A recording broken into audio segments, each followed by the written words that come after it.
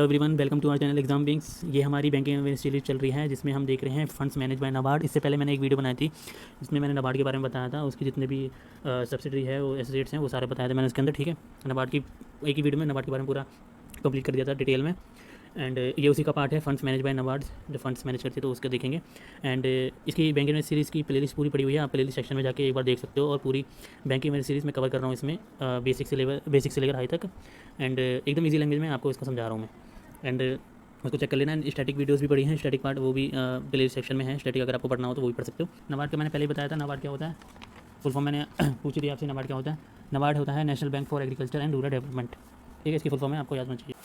तो funds manage होते हैं तीन तरीके के, थ्री टाइप्स में हमने डिवाइड करा इसको। पहला है RIDF, जिसको हम बोलते हैं रूरल इंफ्रास्ट्रक्चर डेवलपमेंट फंड। ठीक है, ये भी एक फंड है, एक गुल्लक मान लो, ये गुल्लक की टाइप है। तो इसके अंदर क्या होता है, जब भी गांव में इंफ्रास्ट्रक्चर से रिलेटेड, जैसे कोई भी टॉयलेट हो, स्कूल हो, रोड हो, ठीक है, लाइट वगैरह, ये सब चीज़ें जो होती हैं, तो इन सब का जो पैसा होता है वो कहाँ से लेते हैं, वो हम इसी से लेते हैं। RIDF इसको बोलते हैं। एक गुल्लक, ये मान लो एक गुल्लक है RIDF। इसके अंदर वो सारी चीज़ें आती हैं जो कि इंफ्रास्ट्रक्चर से रिलेटेड हो, जो भी गांव में इंफ्रास्ट्रक्चर, जैसे कि टॉयलेट वगैरह, स्कूल वगैरह, रोड वगैरह। ठीक है, तो ये सब आते हैं। तो अगर इसको ठीक करवाना है, इसी को मैं अच्छे से ठीक करवाना है, तो इसके लिए पैसे चाहिए। तो पैसे हम किस में से लेंगे? हम लेंगे RIDF में से। नाम से पता चल रहा है, इंफ्रास्ट्रक्चर से रिलेटेड, इंफ्रास्ट्रक्चर को डेवलप करने के लिए जो भी फंड चाहिए वो इसमें से लेते हैं। Government of India credit RIDF इन नाबार्ड 1990 से पता होना चाहिए आपको। इनिशियल कैपिटल पता होना चाहिए, 2000 करोड़ थी। ठीक है, और ज़्यादा कुछ नहीं है इसमें, यही सब आपको पता होना चाहिए। बाकी फंड्स वगैरह इतना कुछ पूछते नहीं है कि कितना अमाउंट है, किसका कितना अमाउंट है। तो RIDF में इतना ही है। जो भी इंफ्रास्ट्रक्चर से रिलेटेड है, जिसको डेवलप करना है हमें, उससे रिलेटेड जो भी फंड है वो RIDF देता है। एक तरीके की गुल्लक है, वही मान लो जैसे मैं सलमान खान की मूवी का एग्जाम्पल दिया वैसे ही।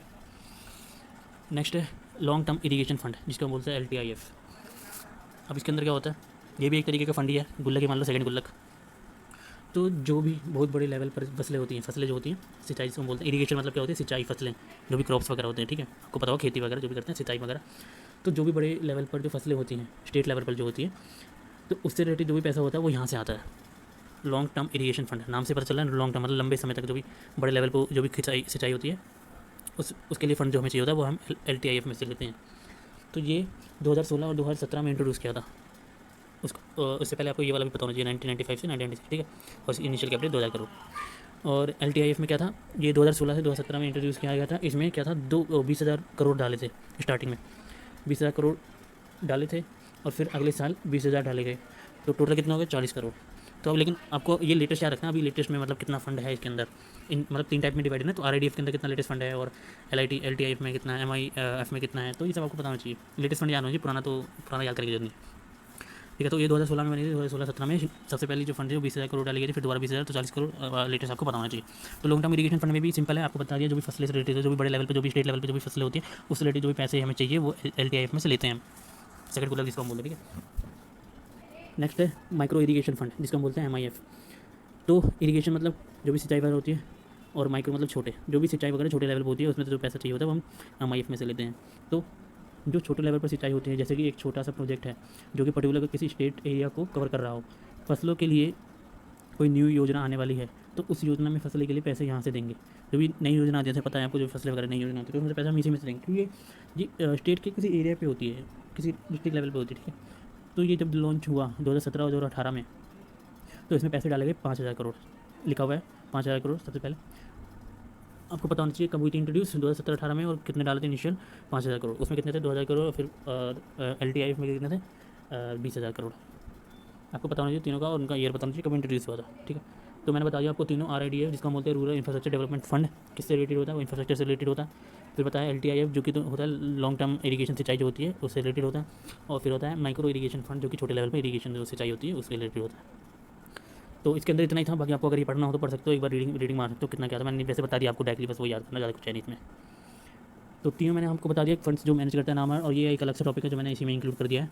तो इसके बाद हम नाबार्ड खत्म करेंगे। ठीक है, तो लीड बैंकिंग स्कीम, इसका मतलब क्या है? देखो, मैं इजी लैंग्वेज में बताता हूँ। इसका मतलब ये है, ऐसा बैंक जो लीड करे। मतलब हमारे देश में ना दिक्कत चल रही थी, और अभी भी चल रही है, कि बैंक्स को किस तरह से गाँव में पहुँचाएँ। ये हमेशा से प्रॉब्लम है। तो एक कमेटी बैठी थी जिसको हम बोलते हैं गौरजिल कमेटी, GODGIL, गौरजिल कमेटी।